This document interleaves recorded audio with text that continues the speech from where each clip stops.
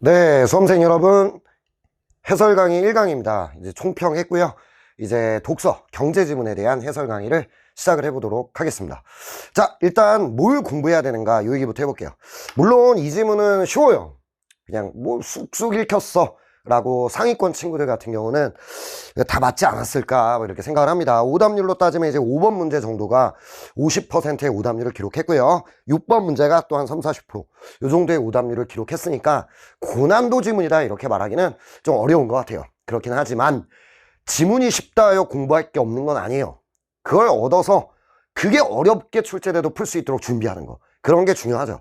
자, 일단 좀 쌤이 거시적이다라고 말을 할 텐데 그 전체를 읽어낼 수 있는 능력치에서는 어떤 게 필요하냐면 항상 우리가 독서를 할 때 두 가지를 잘해야 됩니다. 이 구조를 보기 위해서는 첫 번째, 이 글의 중심 어떤 소재, 화제는 뭐냐, 이걸 좀 명확하게 인지를 해야 되고요. 그 화제가 이런 얘기를 하겠구나 라는 거에 대해 정확히 인지를 해야 된다. 그러면 이 화제는 구체화되는 지점이 있어요. 예를 들어 반도체에 대해 얘기할 건데 그냥 반도체에 대해 모든 얘기를 하는 건 아니잖아. 반도체의 원리에 대해 말할게, 또는 만드는 방법에 대해 말할게. 뭔가 포인트가 생기겠죠. 그 화제가 구체화되는 지점이 나올 겁니다. 요 지점을 쌤은 용어는 그냥 통일할게요. 방향정보라고 말을 합니다. 그래서 이 방향정보라고 하는 건 이 글의 방향을 보여준다. 방향을 보여준다는 건 이런 얘기일 것 같아.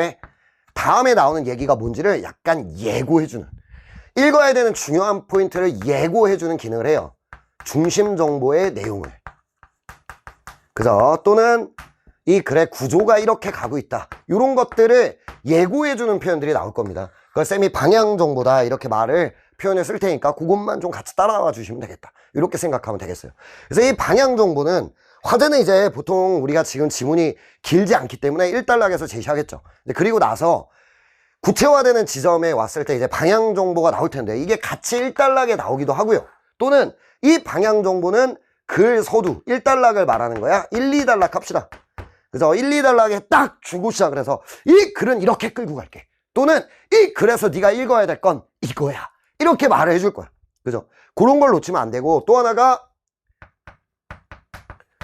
단락의 서두에서 이 단락에서 무슨 얘기 할게 라는 걸 예고해 주기도 해요. 그래서 압축 버전을 먼저 주는 거죠. 요런 느낌.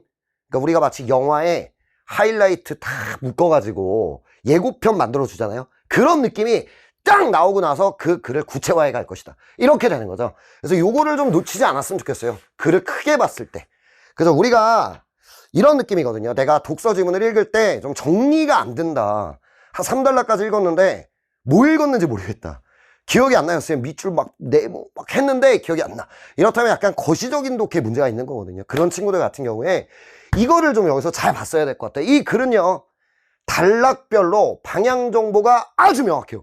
그죠? 그걸 가지고 머리에서 정리를 해가면서 읽으면 훨씬 수월하게 읽을 수 있고, 막 2번, 3번 읽어야 되는 걸 최소화할 수 있다. 이게 실전에서 가장 중요한 거시적 독해 능력입니다. 그러니까 실전에서 이게 없으면 어떻게 돼요? 그죠? 2, 3단락 읽었을 때 내가 뭘 읽고 있는가? 읽은 게 기억이 안 난다. 정리가 안 된다. 이런 얘기를 하게 되는 거죠. 그래서 이게 여러분이 알고 있어야 되는 것 같아. 그래서 이 글에서는 화제가 이제 구체화되어 가는데, 화제라고 하는 거는 중심 소재라고 생각하면 돼. 이 글의 중심 소재가 등장하고 나서 그것에 대해서 어떤 포인트를 얘기할지 구체화를 딱 해준단 말이야. 그때 여러분이 그걸 가지고, 방향 정보를 가지고, 아, 이런 얘기를 하겠구나. 예고를 잡아줄 수 있는 거. 그런 게 글의 구조를 보는 방법이에요. 대단한 게 아니라. 근데 그건 글의 서두에도 나오지만 단락 서두에 나오는 것들을 연결해 갈 수 있어야 된다. 단락의 내용을 예고하고 시작하는 그런 단락이 있고, 어떨 때는 글 전체를 그냥 빵 예고해주고 탁 시작. 그럼 그 흐름대로 글이 갈 거라고요. 그거를 잘 봐라. 그럼 내가 이 글에서 읽어내야 되는 가장 중심이 되는 정보가 뭐냐, 이걸 알 수 있고요. 두 번째는 구조를 좀 알아간다. 글이 뭐랄까 정리가 된다.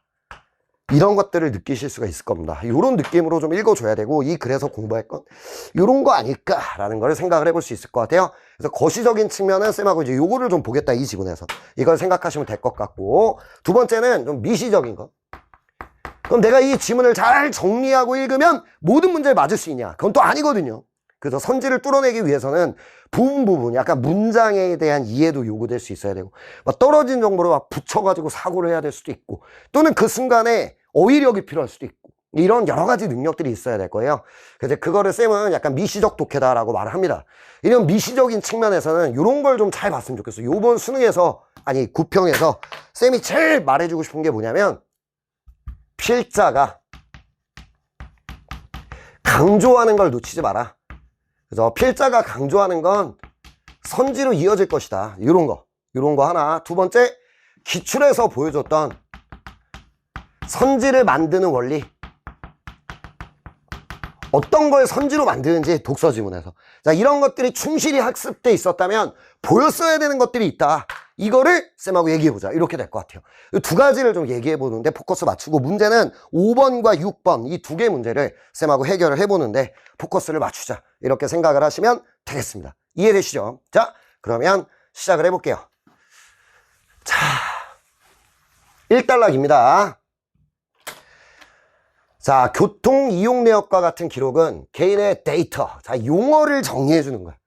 용어를 정리해 주면 시작을 합니다. 데이터. 개인이 뭐가 된다? 정보 주체가 된다. 데이터는 물리적 형체가 없고 복제와 재사용이 수월하다. 그래서 이건 데이터에 대한 부연 설명이 될 거고요. 이런 걸 다 기억한다기보다 납득하면서 읽어주면 돼. 기억이 아니라 이해하는 거야, 머리로. 이런 느낌의 독해가 필요해요. 자, 아무튼 이 데이터가 대량으로 직접 처리되면 뭐가 된대요? 빅데이터라는 용어가 나왔죠. 이게 되고, 이것의 정보 처리자인 기업 등이 뭐가 됩니까? 빅데이터 보유자가 된다. 산업 분야의 빅데이터는 특정 목적으로 활용될 수 있다는 점에서 경제적 가치가 있다. 이렇게 말을 하고 있네요. 여기까지는 괜찮죠? 어렵지 않잖아요. 그죠? 여러분이 딱 느껴줄 건, 아, 화제는 데이터. 이거를 구체화해서 뭐가 됐어요? 빅데이터. 하위 개념으로 내려왔죠. 데이터가 아니라 빅데이터. 자, 이렇게 오면서 용어 정리가 있는 겁니다. 여러분이 좀 이런 것도 잘 읽어야 돼요. 사실 이것까지 건든 문제는 안 나왔기 때문에 쉬웠는데, 여러분이 만약에 이런 걸 막 정교하게 건드려 버리면 이건 킬러라고 말할 수도 없거든요. 근데 못할 수 있다. 뭘 못 봤어? 그래, 데이터는 개인 거지. 맞아, 개인 거예요. 개인. 그래서 그 개인이 누가 된다? 정보 주체가 되고, 이런 게 정확히 보이면 될 것 같아요. 그럼 빅데이터는 뭐예요? 대량으로 집적 처리되는 거다. 아, 이 데이터가 모여서 집적되고 모여서 처리되면 뭐가 된다? 빅데이터가 된다. 그죠? 그럼 이거 누가 갖고 있겠어?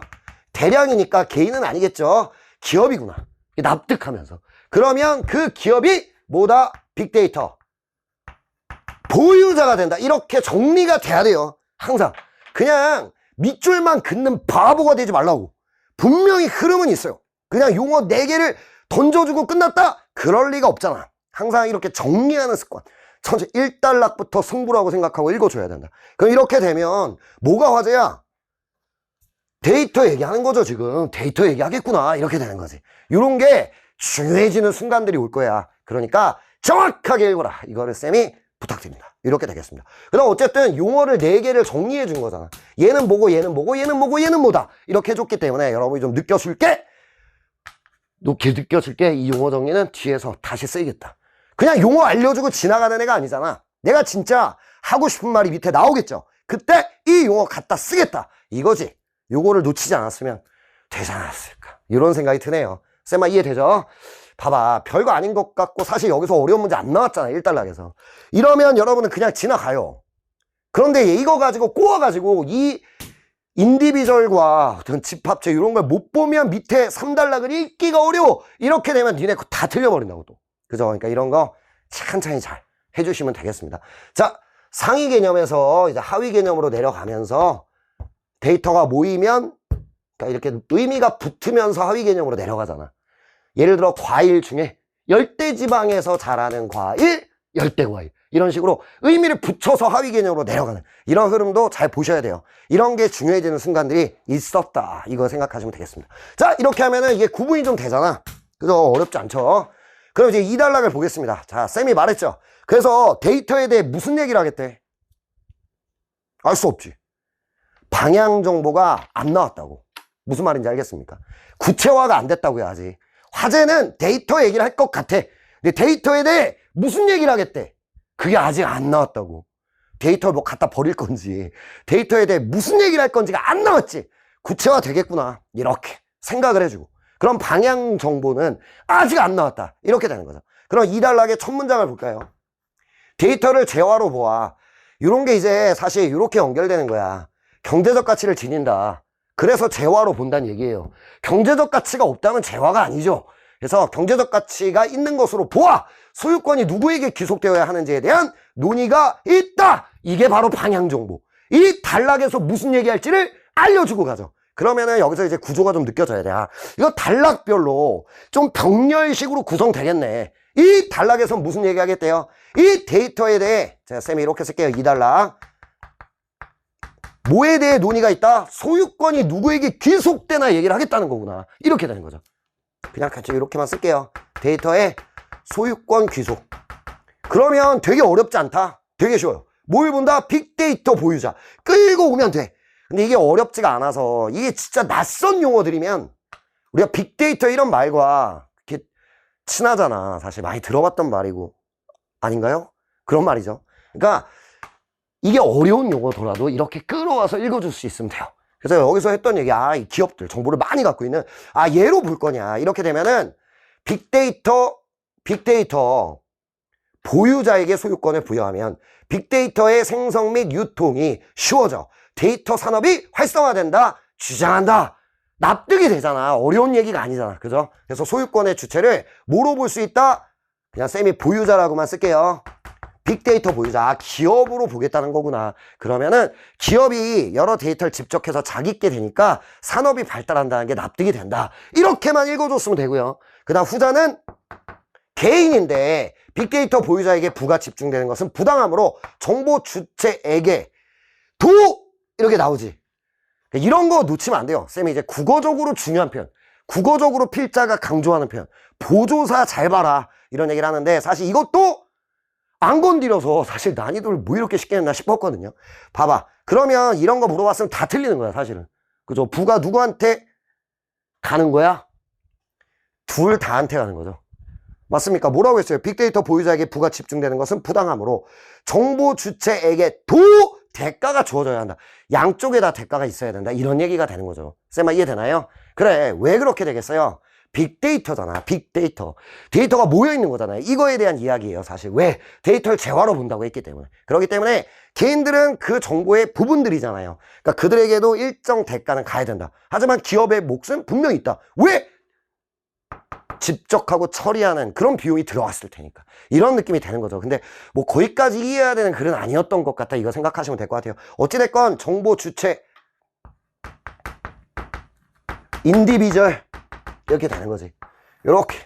그러니까 이 글이, 이 지문이 쉬웠다는 건 핵심적인 고난도 포인트를 잘 안 건드려서 그래요. 안 건드려서 그렇지 공부할 게 없는 건 아니야. 아마 니네 이거 읽으면서 지금 쌤이 말했던 이 2단락의 포인트를 제대로 읽은 사람이 별로 없을 수도 있어. 이런 걸 생각해라. 이렇게 될 것 같아요. 자, 여기서는 일단 데이터를 재화로 본다고 했기 때문에 경제적 가치를 끌고 들어왔고요. 그 다음에 소유권이 누구냐? 빅데이터로 보냐? 정보 주체로 보냐? 이렇게 두 가지로 나뉜다. 그래서 용어 정리 끌고 와서 독해만 해주면 되겠다. 이런 게 평가원이 글을 서술하는 방식이야. 용어를 정리해주면, 용어 정리를 해주면, 그러면 중심 정보로 걔가 일부 올 겁니다. 얘처럼 다 오는 글도 있지만 일부라도 올 거라고. 그 흐름을 놓치시면 안 된다. 이런 거 좀 생각해주면 좋을 것 같아요. 근데 얘는 워낙 어려운 얘기가 아닌 용어 정리들이라 그게 어렵게 안 느껴졌을 뿐, 공부를 안 해도 되는 건 아니었던 거지. 그래서 거시적으로 지금 이 정도가 딱 잡혀와야 되는 거죠. 이 밑에 있는 얘기는 납득이 되는 수준. 다시 돌아와서 선지 뚫을 때 세부적인 거 확인할 수 있잖아. 근데 단 이런 거 있잖아. 에게 이런 거 놓치면 안 된다. 이런 거 좀 생각해라. 이 정도가 되겠습니다. 3단락입니다. 자, 별표 치시고요. 방향 정보가 또 나옵니다. 쌤이 말했잖아요. 이렇게 이 단락에서 이 얘기 할게 하고 이 얘기 끝나버렸잖아. 이 단락에서. 그러면 새로운 구체화가 필요하잖아. 그래서 어디로 갈지 방향성을 보여줘야 되죠. 읽어보겠습니다. 최근에는 논의의 중심이 데이터의 소유권 주체에서 데이터에 접근하기 위한 방안으로서의 데이터 이동권으로 바뀌고 있다. 데이트가 아니라 데이터 이동권 얘기를 하겠구나. 이걸 인지하라고.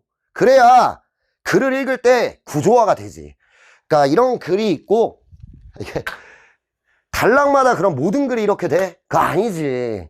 그래서 아예 방향 정보 자체가 안 나오다가 뒤에 나오는 글도 있고, 또는 아예 1단락에서 나 이 글 2, 3, 4단락을 이렇게 쓸 거야, 이런 글도 있고, 얘처럼 단락별로 병렬식 구조일 때는 단락별로 서두에다가 나 2단락에서 이 얘기할게, 이 얘기할게, 이렇게 말해주고 가는 게 있어요. 그게 여러분이 실전에서는 머리에서 지문을 정리해 나갈 수 있는 힘을 줄 것이다. 이거를 생각하라는 거죠. 그걸 곱씹어 읽어라. 이렇게 될 것 같아요. 자, 그러면 3단락은 데이터, 자꾸 데이터라고 쓰네요.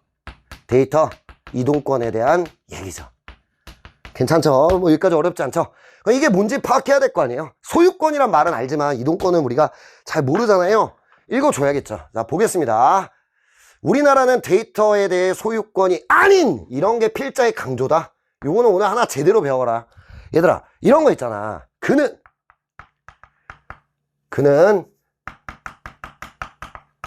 예를 들어 신사가 아니라 사람이었다. 예를 들어 이런 말이 있다고 치자. 이 말 안 해도 되는 거 아닌가? 그는 사람이었다. 그럼 이러면 되잖아. 그지? 근데 저게 왜 들어간 거야? 구분하라는 거야, 얘들아. 구분해라. 신사 아니고 사람이다. 구분해라. 강조하는 겁니다. 앞으로 있잖아. 모모가 아니라, 뭐 모모가 아닌, 똑같은 거지. 자, 이런 거 나오면 필자가 구분을 강조하고 있다. 이런 걸 느껴주세요. 왜? 미시적인 거야. 미시적인 건데 강조한 건 선지로 이어질 것이다. 이거를 정확히 봐야 된다. 이렇게 될 것 같아요. 자, 이런 거잖아. 소유권 위에서 얘기해 줬으니까 소유권이 아닌 이동권을 법으로 명문화하고 있다. 이렇게 되는 거죠.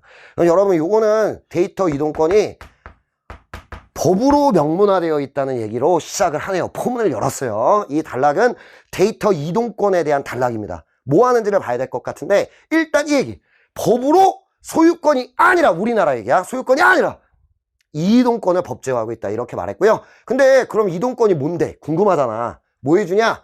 데이터 이동권이란 용어 정리하는 거죠. 데이터 이동권이 뭔지를 알려주겠다. 이렇게 되는 거지. 이런 것도 이제 잘 독해를 했으면 좋겠는데, 이게 이제 우리가 법지문이나 경제지문 같은 걸 읽다 보면 이 관계들이 중요해질 때가 있어요. 그러니까 예를 들어 얘는 얘한테 이걸 줄 의무가 있고, 쟤는 이걸 받을 권리가 있고, 이런 어떤 관계들이 성립될 때 그 관계를 정확히 독해하는 게 필요합니다. 걔가 승부처가 될 거라는 생각을 해야 돼요. 여기를 읽어보자. 이거 용어 정의잖아. 데이터 이동권이 뭔지 이 용어를 알려주는 용어 정의죠. 읽어보겠습니다. 정보 주체가 본인의 데이터를 보유한 자에게 데이터 이동을 요청하면 그 데이터를 본인 혹은 지정한 제3자에게 무상으로 전송하게 하는 권리이다. 이렇게 되네요. 그래서 이 데이터 이동권은 용어 정의가 확실하게 되어 있네요. 근데 그게 일종의 관계를 맺고 있다는 거 정확히 독해해야 될 것 같아요. 쌤아, 이해되죠? 지금 중심 정보잖아. 얘네가 소유권 귀속의 문제. 두 번째, 데이터 이동권. 그러니까 이게 뭔지를 설명하고 있으니까 이건 정확히 인지해야겠죠. 이건 이런 것 같아요. 누구에게? 보유자에게. 이거 사실 끌려오는 거다. 맞아요. 빅데이터 여러 개를 갖고 있는 애. 거기 내 것도 있는 거지. 그런 느낌이야. 그래서 읽을 때 그런 식으로 읽어줘야 된다. 용어 정리 끌어다가 이렇게 되는 거지. 그러니까 이게 정리가 되면 이게 지금 잘 보이죠. 이 보유자는 기업일 거예요. 보유자에게 이동을 요청하면 누가? 정보 주체가. 정보 주체 누구더라? 인디비주얼. 이렇게 되는 거죠. 자, 개인이 내 걸 갖고 있는 애한테 이렇게 요청을 하는 겁니다. 알았어. 주체라고 씁시다. 요청을 해요. 기업한테. 그럼 누구한테 넘긴다? 지정한 제3자에게. 이렇게 넘어가는 거구나. 이 관계를 좀 머리에서 인지를 해줘야 될 것 같다. 단, 뭐로? 무상으로, 무료로 넘겨주는 권리구나. 이거를 이렇게 곱씹어서 읽어줬어야 될 것 같아. 이 정도가 됩니다. 자, 그 다음 얘기 읽어볼게요. 다만! 뭐야, 이거? 예외. 100% 출제되겠죠. 이런 것도 이제 기출 분석 잘했다면 아마 지금 쌤이 하는 걸 웃으면서 이렇게 같이 그렇지, 맞아, 생각해 줄 수 있었을 것 같다. 다만 본인의 데이터라도 빅데이터 보유자가, 그러니까 빅데이터 보유자가 얘야 지금. 맞아요. 얘가 분석 가공하는 개발 과정을 거쳐. 근데 사실 이걸 안 할 수 있나? 사실 직접 처리 이런 얘기가 나왔죠. 사실 이게 어느 정도 힌트가 다 있었던 거죠. 이 얘기가 나오는 게. 아무튼 분석 가공하는 개발 과정을 거쳐 새로운 가치가 생성된 것은 이에 해당되지 않는다. 자, 이 무상으로 넘기는 것에 예외가 존재한다. 뭐예요?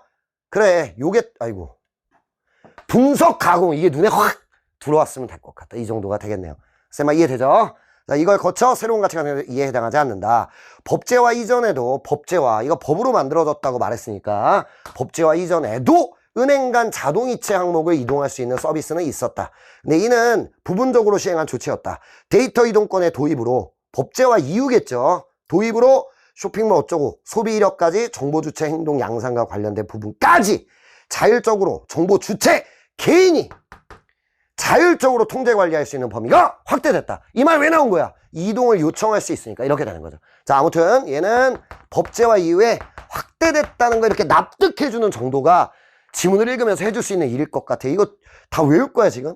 자동이체 이거 아니죠. 그러니까 여러분이 이해를 한다라고 생각하면 돼요. 이동권은 이런 거구나.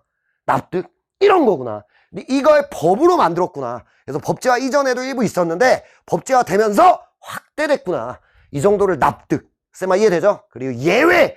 그다음 아까 뭐 있어? 뭐뭐가 아니라 법제화해서 이런 것들이 출제되겠구나. 이렇게 돼야죠. 쌤이 볼 때 이 단락은 독해 시간이 좀 걸렸어야 된다. 제대로 읽었어야 된다. 이거를 생각하시면 되겠습니다. 자, 이러면 3단락까지 읽어냈죠. 4단락입니다. 4, 5단락은 빨리빨리 봅시다. 어렵지 않으니까. 봐봐. 데이터 이동권의 법제화로 기업은 데이터의 생성 비용과 거래 비용을 줄일 수 있다.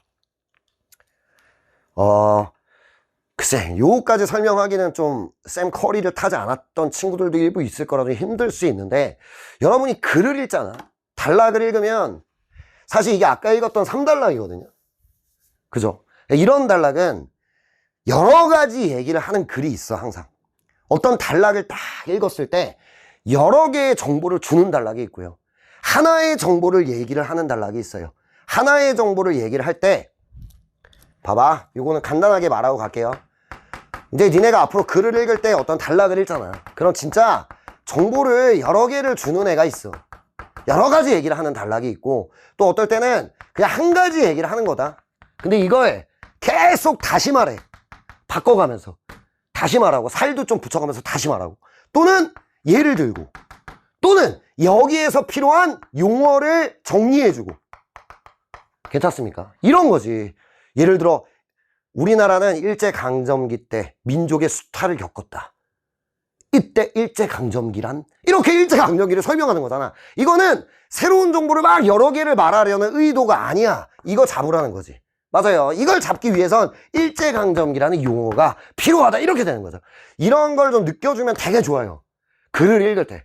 그래서 내가 해야 되는 게 한 가지, 이거 잠깐만 더 말하면 한 가지를 정확히 이해하고 가면 되는 건지, 이걸 통해서. 아니면 그냥 진짜 여러 개 얘기를 하는 건지. 이런 걸 좀 느끼면 좋거든요. 근데 이 단락은 어때요? 여러 개 얘기를 하고 있어요. 데이터 이동권은 이런 거다. 예외가 있다. 무상으로 넘겨야 되는데 못 넘기는. 예외가 있다. 법제화가 되는데 법제화가 되면 이런 게 확대된다. 여러 가지 얘기를 하고 있는 거야. 한 개 얘기를 하는 건 아니죠. 근데 쌤 말 잘 들어봐. 얘는 잘 봐봐. 이 단락을 보자. 자, 얘도 방향 정보거든요. 읽어보자. 이 단락에서는 데이터 이동권의 법제화로 기업은 데이터 생성 비용과 거래 비용을 줄일 수 있다. 이 얘기를 하겠대. 이 얘기를 하겠대. 근데 여기서부터 봐봐. 생성 비용은 촤 이런 거다. 거래 비용은 촤 이런 거다. 내가 물어볼게요. 그거 이만큼 있잖아. 하나, 둘, 셋, 넷, 5줄. 얘는 새로운 정보를 주려는 목적일까? 아니면 얘를 이해하라는 걸까? 괄호를 이해하라는 거지. 이해되겠습니까? 그냥 필요한 용어를 알려주는 것 뿐이에요. 그 다음 더 재밌는 걸 보시면 이런 게 있을 것 같아요. 그런데 데이터 이동권의 법제화로 정보 주체가 지정하여 데이터를 전송받게 된 기업은 정보 주체의 데이터를 보유했던 기업으로부터 데이터를 받으면 비용을 절감할 수 있다. 이 문장 있지? 이 문장이랑 요 문장이랑 비교해봐 지금.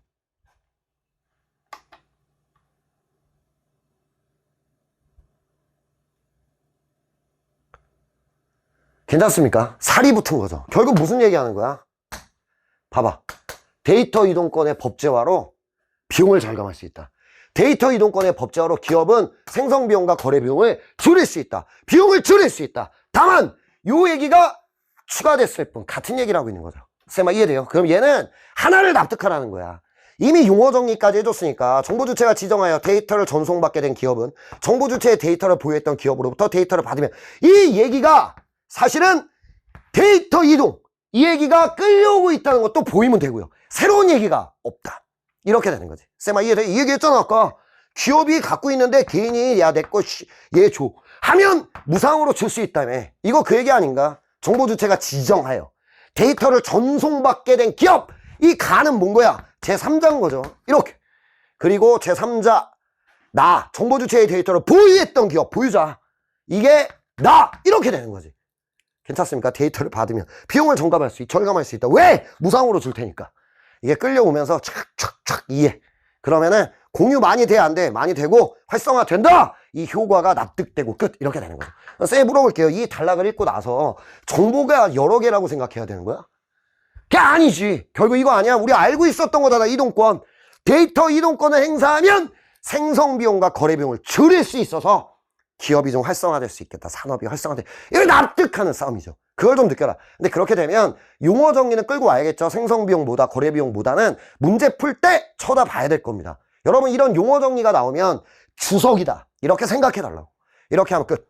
됐습니까? 이거. 그러니까 얘는 정보가 많은 단락이 아니야. 얘도 마찬가지고. 빨리 읽어보자. 얘도 한편 정보 주체가 보안의 신뢰성이 높고 데이터 제공에 따른 혜택이 많은 기업으로 데이터를 이동하면 데이터가 집중되어 오히려 공유되지 않을 수 있다. 데이터 보유량이 적은 신규 기업은 여기가 이제 승부처예요. 이 어떤 지문에서 문제를 풀 때는 기존 기업과 거래를 통해 데이터를 수집하는 것이 데이터 생성 비용 절감에도 효율적이다. 그러니까 신규 기업은요. 기존 기업이 빅데이터를 갖고 있잖아. 그러니까 이 지문은 지금 빅데이터예요. 이러니까. 정보를 많이 갖고 있잖아. 그러니까 걔 거를 이렇게 가져오면 거래를 통해 가져오면 효율적이다. 그런데 데이터가 집중된 기존 기업이 직접 처리된 데이터 이렇게 되면은 아까 예외 있잖아. 예외.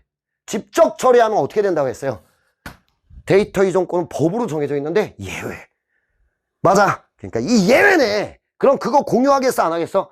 안 해도 되지. 그러니까 신규 기업의 시장 지업이 어려워질 수 있다. 납득이 되네. 끝. 다 읽었습니다. 그럼 두 가지 견해가 나오네요. 그럼 이 글에 딱 여기까지 읽고 데이터 이동권이 법제화됐잖아요. 법제화된 것에 대한 두 가지 견해. 1번 견해는 플러스 좋을 것 같다. 뭐 오히려 막 산업이 활성화되고 유통이 잘 될 것 같다. 왜? 생성비용 거래비용 줄여서 이거 하나. 두 번째 2번 오히려 한 기업이 독점하게 되고 얘가 직접 처리를 할 테니까 예외에 의거하여 안 줘도 되잖냐. 오히려 독점 현상이 일어날 것 같다. 이렇게 이해했으면 끝. 여기까지가 쌤이 좀 거시적 독해를 보여준 거다. 이렇게 생각하시면 될 것 같아요. 이런 게 된 거고 약간 이 거시적 독해에서 이번 구평은 문제가 너무 쉬워서 잘 안 보였지만 여러분이 평소부터 습관화를 해야 되는 아주 중요한 것들은 있었다. 쌤이 말했지만 방향을 보여주는 이 글이 어떻게 흘러갈지를 보여주는 방향 정보라는 것이 있다. 그걸 놓치면 안 된다. 얘는 단락별로 다 알려주죠. 나 무슨 얘기할게. 이걸 단락의 서두에서 다 알려주고 시작하죠. 그거 놓치지 않았으면 구조 아주 쉽게 잡았을 것 같다. 두 번째, 이 화제 제시, 최초의 화제 제시. 그러면서 용어 정리. 이게 계속 다시 나올 때 좀 끌어오면서 읽어줘야 된다. 그죠? 얘는 주석이라고 생각을 하고 끌어오면서 읽어줘야 된다. 이런 것들. 그 다음에 데이터 이동권이 가장 중요한 중심 정보가 될 텐데 이때 얘가 뭐라고 설명하면서 이 관계들이 나오잖아. 신경 써서 읽었어야 될 것 같다. 그랬다면 끌어와서 읽어줄 수 있죠. 마지막 거시적인 거. 어떤 단락을 읽으면 하나를 얘기하기 위해서 용어 정리, 뭐 재진술, 예시 이렇게 가는 글인지 진짜 여러 개를 말하는 게 목적인 글인지 이런 걸 좀 느껴줘라. 그렇게 한다면 앞으로 이제 어떤 글을 읽더라도 여러분이 어떤 애티튜드로 읽어가야 되고 어떻게 선지가 나올지 이런 게 좀 중요하지 않을까요? 그런 걸 알아가는 게 이런 생각을 하시면 될 것 같아요. 거기다가 쌤이 미시적인 거 얘기했었나요? 예외. 이봐, 예외가 이 마지막 단락에 끌려오죠. 이거 연결 못하면 쉽지 않다. 이렇게 되는 거지. 이런 거 생각해주고 마지막으로 뭐뭐가 아니라 뭐뭐도 이렇게 강조하는 포인트는 선지화 될 것이다. 이런 거 좀 느껴주시면 어땠을까? 이렇게 될 것 같아요. 그러니까 예를 들면 이런 것 같아요. 이런 일치 문제를 용어 정리할, 기출 분석할 때도 이런 생각을 해봐. 어디서 냈을까?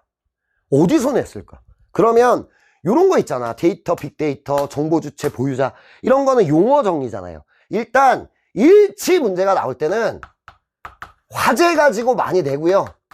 용어 정리해서 많이 내요. 오케이. 그러나 중심 정보나 필자가 강조한 거 무조건 나올 거다. 이런 거 좀 생각해 주면 될 것 같아. 1번 데이터. 이거 화제로 낸 거야. 화제. 이런 거 나올 줄 알고 있었어야 돼. 화제 1달러게 화제 데이터 뭐다. 여기서 나온 거죠. 두 번째, 직접 처리되면 경제적 가치를 지닌 데이터가 될 수 있다. 이거잖아 지금. 이거 화제 가지고 1, 2번 선지 만든 거죠. 됐죠? 3번, 현행법에는 정보 주체에게 데이터의 소유권을 인정하는 규정이 있다. 이게 뭐로 낸 거야? 뭐뭐가 아닌, 소유권이 아닌 이동권을 법으로 명문화하고 있다. 이렇게 나왔잖아. 그러니까 소유권을 법으로 명문화하는 게 아니죠. 답은 3번. 결국 강조한 게 답이네요. 이런 거 좀 느껴줘라. 요 정도 하시면 일치 문제는 뭐 할 얘기가 없다. 5번입니다. 이거를 의외로 많이 틀렸던데, AB의 입장에서 가라에 이해한 내용으로 적절하지 않은 것은, 이게 항상 데이터 이동권이 이 글의 가장 중요한 중심 정보인 건 느껴지잖아. 가장 많은 양을 할애해서 서술하잖아요. 그렇다면 이 데이터 이동권에 대해서는 머릿속에 있다고 가정할게요. 보유자, 이거 기업. 자, 이거를 제3자, 이것도 기업. 그죠? 이걸 누가 요구해? 개인이 요구하면.